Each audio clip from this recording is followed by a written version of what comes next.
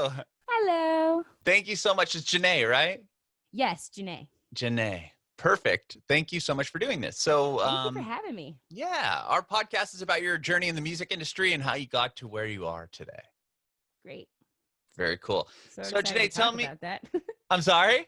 I'm just excited to talk about music. Yay. Yeah, let's do it. So, tell me about where you grew up. So I am from St. Louis, Missouri, but I was born in California and lived there till I was 10. Where in And California? That's where I'm from. all over. Oh, really? So Yeah, we're in San Diego. Redlands. Okay. Okay, Northern California. So you said you're in San Diego now? Yeah, but you said Oh, how Redlands. is Isn't that Northern California? I mean, I guess, but it's not like Napa, right? I don't want to mislead folks that I'm Okay, sure. in the wine country. Right on. So you lived there for 10 years, you said?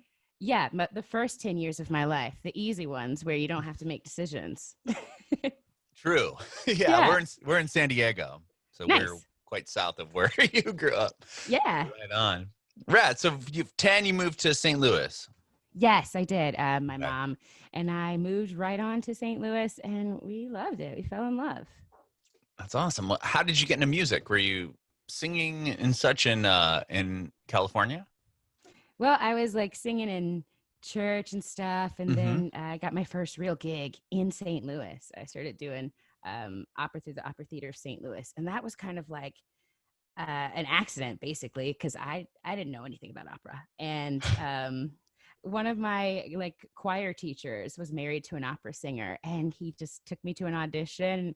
It was just really fun. But I didn't know it was an audition. He'd given me this tape, and it was like an aria, and I had no idea what I was being groomed for, but I got the part. So I'm so grateful that he saw Wow. something in me. Did you have to sing in like a different language or anything?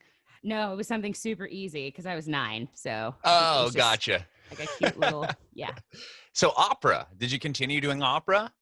I wish I had, but I didn't. Now I'm into rock, baby. Yeah. Right on. Well, I mean, like as a kid, like were you like up and through high school and stuff, were you singing still like more opera? No, I really just did the one projection and thought like, I love this, but this isn't for me. I definitely just didn't have that kind of lifestyle. I think it was more, I felt like othered a little bit because some people's like parents could stay with them. It was just me and my mom, and she had to work and stuff. So it wasn't for me, but you know, I'm so grateful for the experience, and I'm glad that like I did keep singing, just not opera. Sure. Okay. So you got into that. Obviously you were a great singer and they saw that in you. And what was next? What was next? I think writing a lot of terrible music in my Okay. teens, angsty stuff. And then working with like rappers in St. Louis and just being like the go-to hook girl. Oh, that's cool. It was really fun stuff. It was. Yeah. Because you know, I was like in a like a recording studio for the first time. And it wasn't, you know, on my dime. So I was having a good time, really getting to know all the stuff. Sure. Yeah, Soak it up. fun. I was doing rap stuff. I was mostly singing in a mega church in St. Louis. And I don't know. I just kept doing the best I could with what I had. Wow. So with those rap hooks, were they just local artists? Did you get on any like big songs? Yeah. It was mostly local artists. I did open up for Flo Rida in 2017 in St. Louis, but that had nothing to do with, you know, my verse on hooks. That was just, you know, being active in the scene. And there was a local rapper named Alan Gates, he still is there, but he saw something in me, and we made some amazing music, and I got to open for Flo Rida, and it was just like, Oh my gosh. mind blown. So that was all with your own original stuff? Yeah. So tell me about, you know, your solo career then. How did that all come? So you were singing these hooks for these hip hop artists, and what was next? What was next? I guess I kind of like thought, okay, music is not going to happen. Like I'm not going to make it. And so like, you know, give it up. And I tried that and like that wasn't working either. Like I was like, this is supposed to be like the right easy path, like 9 to 5. And I just was so unfulfilled and just got back into music. I ended up moving to Maine. I got married here. My husband and I have been together as a married couple for 4 years. And Oh, I was congratulations. like, oh, thank you. But I thought, okay, you're not going to want to start all the way over in a new state. And then, after a few weeks, I was desperate for even karaoke. And I just kind of made the most of every gig, started doing backup for someone. And then I was like, okay, I am still really, really hungry and I got to do this. Nice. And so in Maine, what would you, okay, so when did you start your own stuff and like, how did you start writing your own songs? I started performing under JanaeSound Hmm. probably in 2016 at the end of it, doing backup here in Maine, and worked really hard and just wrote every day. I just forced myself to write and some songs were awful. I still, write awful music, but it's just the habit so that I can get through blockages. Hmm. And just sort of gigged around with everyone and opened for people and recorded an EP and been releasing that as singles. And I don't know, you just make the best of what you got and keep that Hmm. momentum going. I just been really Sure. blessed. And Yeah. So like the songs that are on your Spotify, like Diamonds and Break Me Down. I know I want to talk to you about the new single, but like those two early ones, are those going to be on an EP or were they just like one-off songs that you wanted to just put out there? it's part of an EP that I've already recorded, and it's done. But I just felt like everyone where I work was releasing EPs, and I just Hmm. had to be different. So I decided to release them all as singles, which kind of worked well because they're all so different. Like I don't think any one of them are like twins or sisters. They're more like cousins, and Okay. that's because I love songwriting so much. I refuse to like write in the same genre or style, and my dream is for someone big and fancy to sing these songs and I could just write and that would be my day. But Okay. So you want to take more of just the songwriter part of it.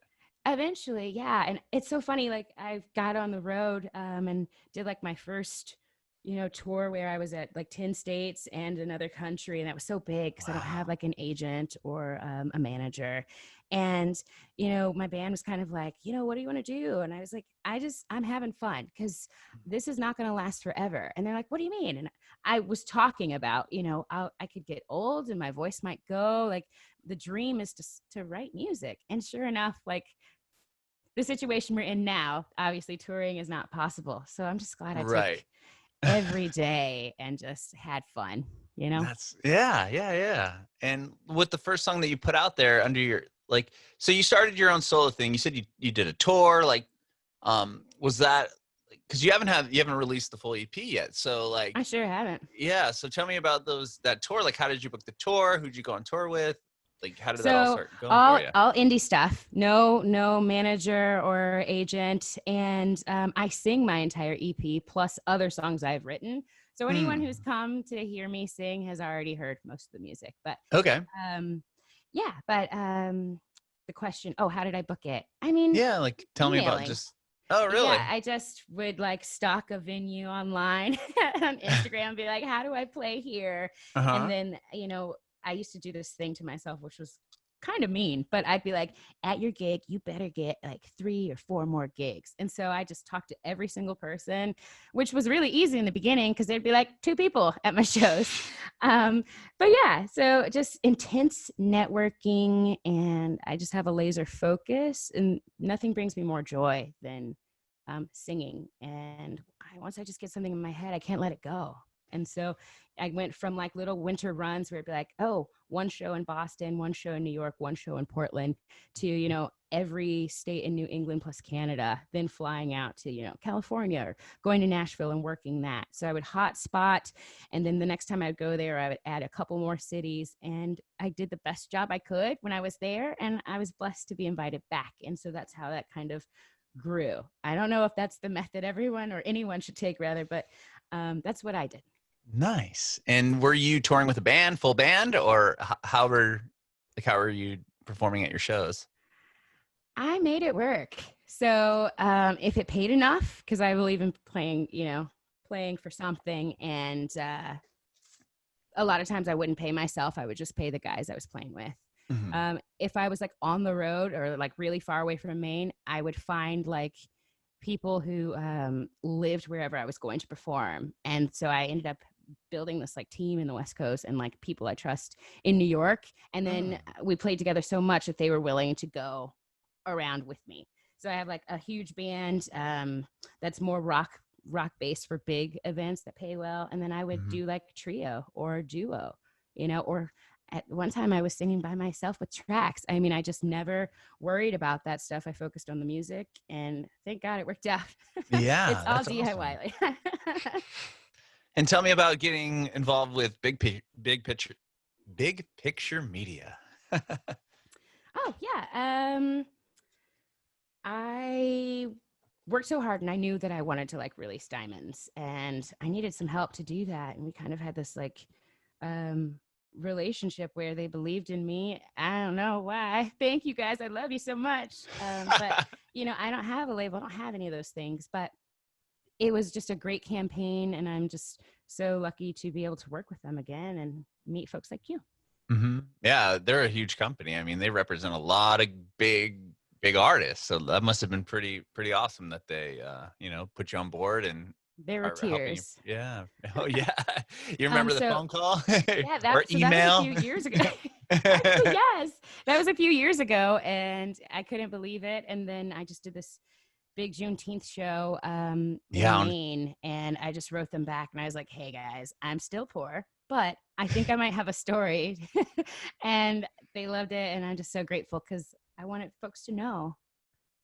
I want to hear the story. Tell me the story about BeyDay. BeyDay. Okay, so BeyDay and Juneteenth are different, but BeyDay was my my tribute to Beyonce in Maine, and it was the most diverse showcase that has ever happened in Maine. I had a Wow. cast, I had a cast of 47, and 38 were people of color, 33 were women of color, and 31 were Black African. And I love Maine. I really do. There just aren't a lot of Black people here. So that was huge. And Yeah, I was I gonna mean, say it it's was a probably big pretty. old band. I danced. I don't dance, but I danced. I learned this like step by step Beyonce dance cover from Coachella, or Baychella as I call it.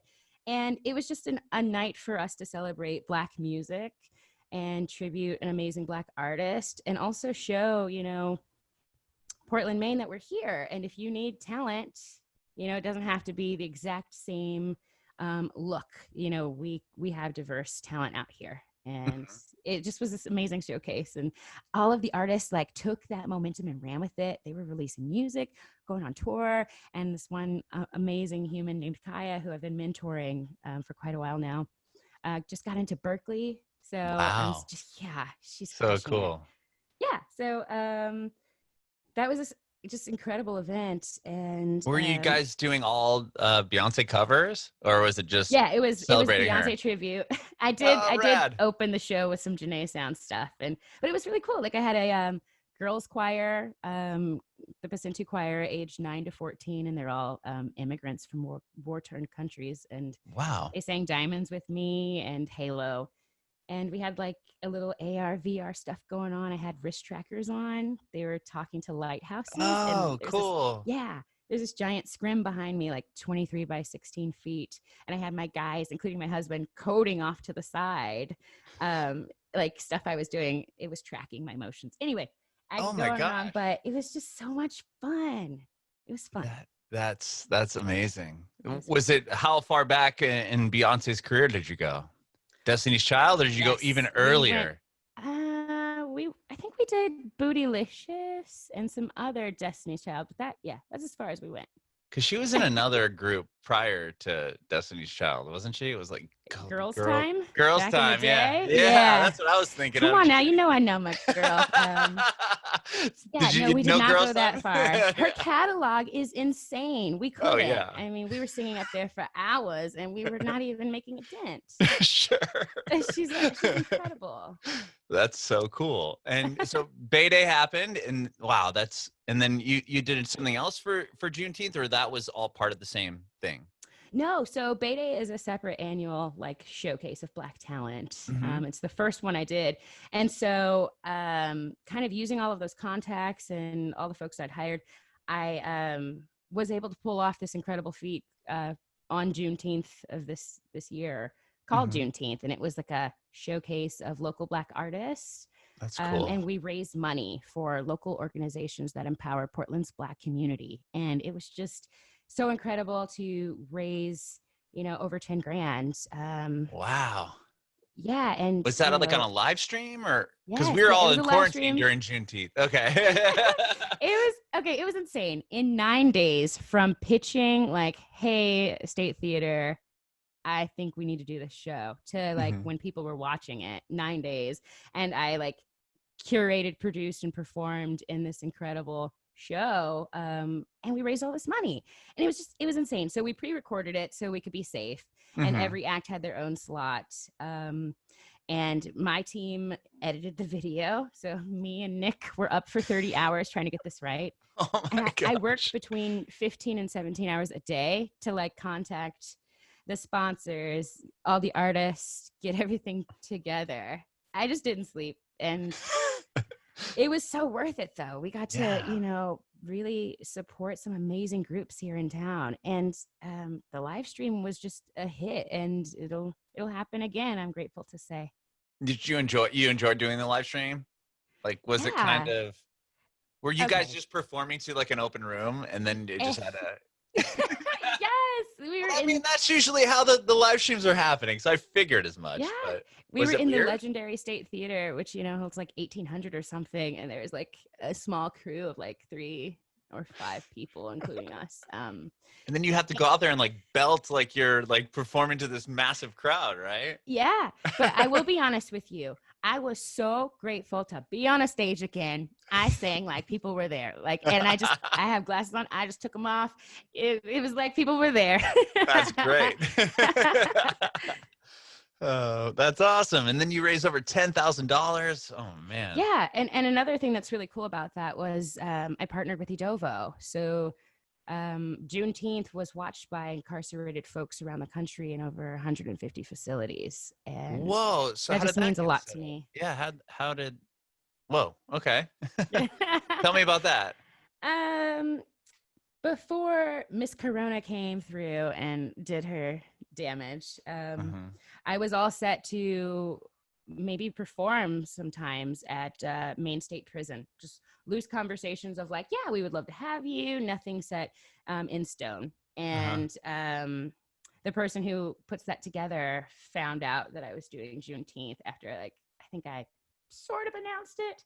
And he was like, is there any way you'd be willing to do this? And I can maybe make an introduction. I don't know what's going to happen. And praise God, they were into the idea, because it means so much to me that on a holiday like Juneteenth, where we're celebrating freedom to some and not all, that Mhm. we include incarcerated folks in that conversation, and celebrate them as well. And when one of the things that really hurt when I lost my tour was a show at Whiskey A Go Go, and I was like, Oh. I was set to open up for the Bean, Joe Esposito. Oh my gosh, love him. And my uncle had just gotten out of prison. He'd served 25 years, and he's in LA. And it was like one of the few places he could go. He got the pass for the Oh. weekend. There's like a radius where he's allowed to be.